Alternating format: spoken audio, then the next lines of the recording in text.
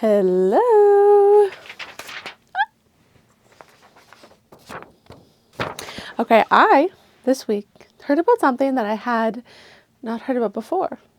And that is the Irish Readathon. Okay? These little nooks you just keep discovering all over YouTube are so fun. Okay? And I saw this and I thought, St. Patrick's Day, March, of course. I may have mentioned a few times that I really love Irish art, Irish literature. Somehow, that little island, it's like it sparkles. I don't know how they do it, but it does seem rather enchanted. Okay, and I feel like my love is still in its infancy. And what a beautiful opportunity to dive right in. Okay, this readathon lasts the whole month. And they do have a few prompts that I will go over. I don't know if I'm going to worry about the prompts too much. I will be adding my own prompt, which is all the Irish books that I'm reading are going to be from my shelves, because that is my journey this year, is to read all these books that I have. So I went last night to my bookshelves and I pulled off all the Irish literature that I haven't read, unless I had read it in the past couple months and I wasn't in the mood to reread it. Example, Bram Stoker's Dracula, I left on the shelf, a couple other things.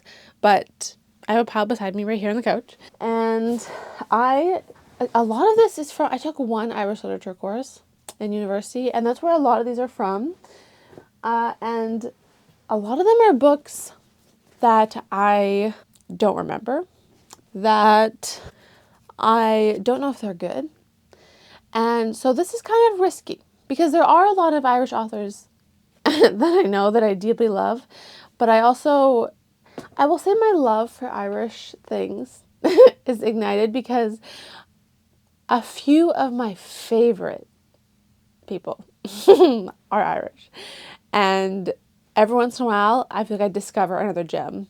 But I wouldn't say that I am well versed in the breadth and width of what Ireland has to offer.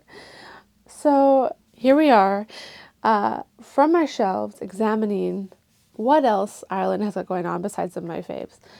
I am a little sad that I do not own a copy of the Dubliners, because I think I would be gobbling that up immediately for this challenge.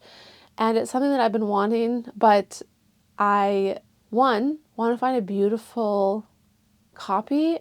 I love it so much that I don't just want a paperback. I want a nice old one. But those are hard to find. And also, I'm trying not to buy books. And there's also are so many other good books on my shelf that I can read that can wait, even though it hurts. But, okay. I'm rambling. I have a pile of books beside me. I'm going to show them to you. I will go over the prompts, because maybe some will fit into the prompts. But thank you to the two channels that I should have written their names down, but I forget. I will link them below, who started this and host this. So fun. And thanks for having me. Okay, so there are 5 prompts. The first one is a green book, and there's a lot of green books here.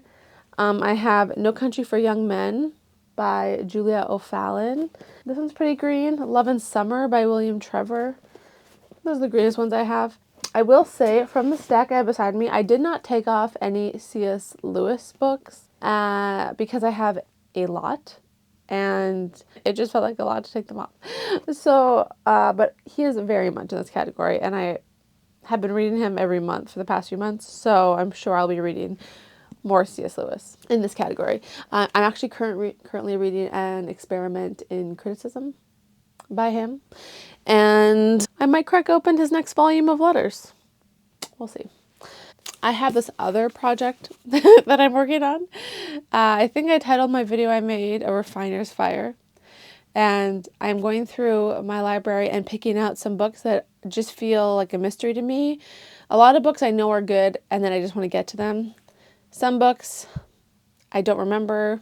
They came into my lap haphazardly, and I want to know if I should keep them around or not, because I only have so much space in this apartment.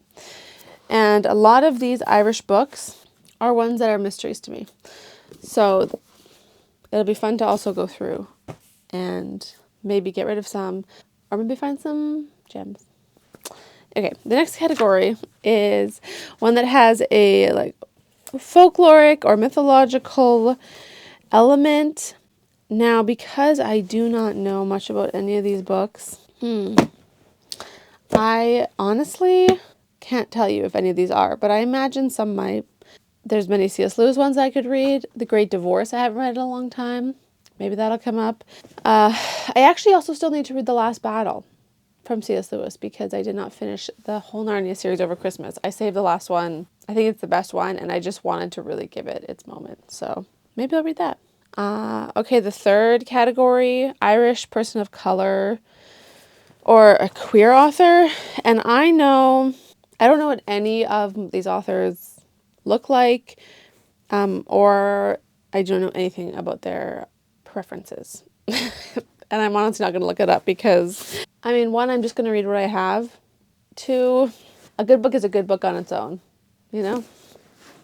So I might fulfill that category, might not. Number 4, a book that won an award. Love and Summer won Best Book from Globe and Mail. It says so on there. Every C.S. Lewis book has won First Prize in My Heart. So I'm going to count that. Most of these that I'm looking at don't have covers. So I don't know if they won a prize. Portrait of Artist as a Young Man surely won a prize, no? I haven't read this since undergrad, and I think we only read parts of it. So that could be fun. Last category is any prompt from a previous year. And I'll be fully honest, I didn't go look at the list of prompts because I think they were listed on Instagram, and I don't have an Instagram account, so I couldn't pull up the post. But for that one, it will be my prompt about reading from my shelves. I'm taking this challenge loosely, but I feel inspired, and I'm glad that they initiated the challenge. Okay, let me quickly show you the rest of the Irish books I have beside me. Oscar Wilde, The Picture of Dorian Gray.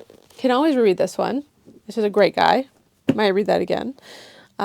Yes, just showed you this one. James Joyce, Portrait of a Young Man. Oh, I wish it was Dubliners, but oh well.